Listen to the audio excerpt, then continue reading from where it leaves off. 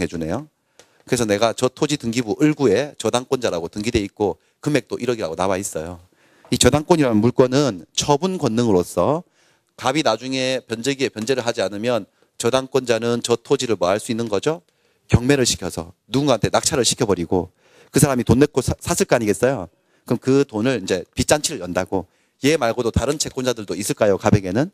그럼 서로서로 나도 배당시켜주세요. 배당시켜주세요. 그러면 원래 채권자 평등 원칙이니까 빌려준 금액에 비례해서 나눠먹기 해야 되는 건데 저당권을 가진 채권자는 다른 채권자들하고 평등하지 않고 이 채권에 대해서 뭘 받는다는 거죠? 우선 면제를 받아. 나부터 먼저 받고 남는 돈에서 이제 일반 채권자들, 저당 안 잡은 채권자들이 나눠먹기 하는 거예요. 그게 저당권입니다. 그런데 이 저당권은 이 토지 자체에 대한 권리인데 근데 문제는 이게 저당권이 사라지는 현상이 생겨요. 저당권만. 어떨 때 사라지냐면 토지 수용돼 버렸을 때요. 이렇게. 토지가 수용되어서 사업시행자 A가 이걸 가져가 버렸어. 토지 소유권을요. 가져가는 건 아니고 사실은 이제 원시취득인데 수용을 통한 취득은 가져가 버려요.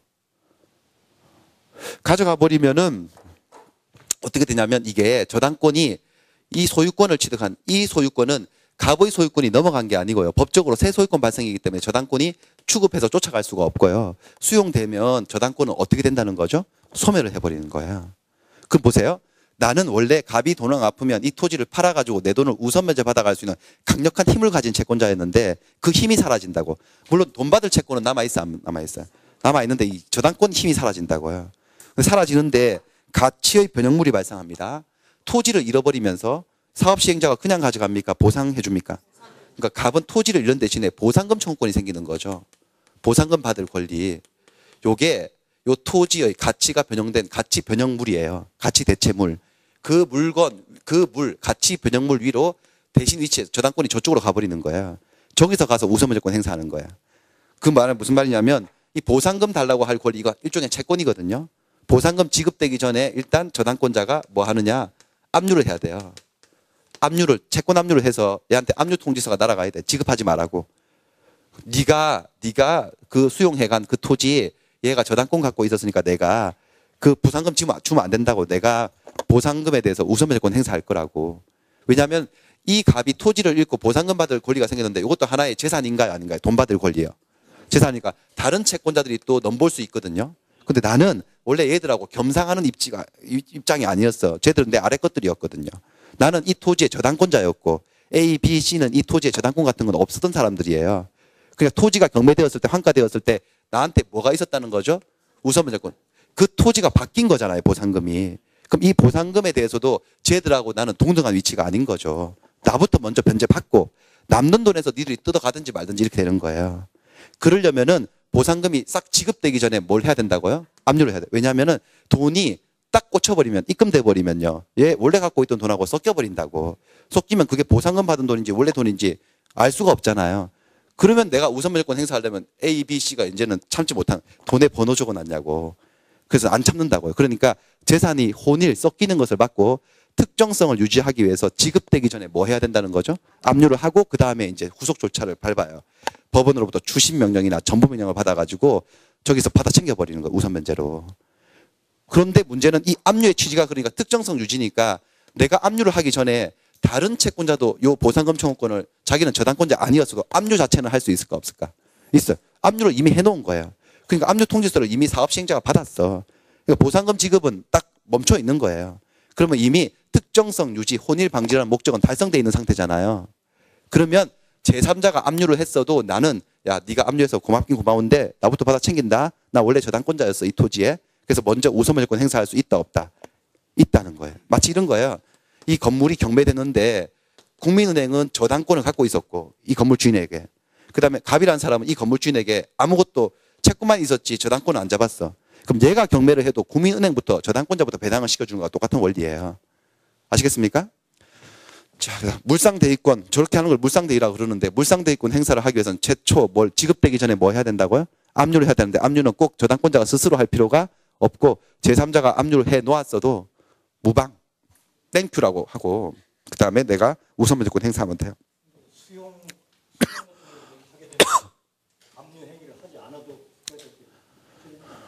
아니요, 그렇지 않습니다. 저당권은 그렇지 않습니다. 저당권은 그래 보상의 문제가 아니거든요. 지금 말씀하시는 거는 압류 같은 걸 하지 않아도 국가가 다 알아가지고 얘도 챙겨주고 그렇게 안 한다고 판례가 나와 있습니다. 그렇게 안 해가지고 난리 난 저당권자도 있습니다. 판례. 해야 됩니다. 물상대권 행사를 별도로 해야 됩니다. 조치를 취해야 된다고요. 그런 판례가 있어. 이분 생각처럼 난 저당권자니까 등기부도 다 보겠지. 그러니까 나한테 다 알아서 챙겨주겠지. 뭘 챙겨줘? 안 챙겨줘요. 안 챙겨줍니다. 절대로. 저당권자는 물상대권 행사로 나아가야 됩니다. 압류하고 조치 취해야 된다고요. 자, 그 다음에 3, 4번은 조금 설명을 또 이게 숨이 막힐 수 있는데 자, 들어보십시오. 저당물의 제3취득자 얘기예요. 저당물의 제3취득자 얘기예요. 제3취득자. 일단 이게 무슨 개념인지 저당물의 제3취득자를 보호하기 위한 제도가 몇 가지가 있습니다. 363조 제2항도 있고 364조도 있고 367조도 있고 이게 누군지 아셔야 되는데 저당물의 제3취득자라는 것은 자 선후관계를 보셔야 되는데 물건에 저당이 잡혔다는 거예요. 그게 저당물이에요. 그 저당이 먼저 잡혀 있는 거예요. 선. 그 이후에 취득했다는 거죠. 물건을. 뭘 취득했냐면 저 물건에 대해서 소유권, 지상권, 전세권, 임차권과 같은 용의권 취득한 자예요. 이미 이 토지에 이 건물에 저당이 잡혀 있는데 후순위로 소유권을 취득하거나 그다음에 지상권이나 전세권 등 용의물권을 취득한 자를 뭐라 한다. 저당물의 제3 취득자라고 하고 저 순위에 밀리기 때문에 저거는 아주 불행한 사태가 발생합니다. 예를 들어서 자 갑이 이 건물의 소유권자였거든요.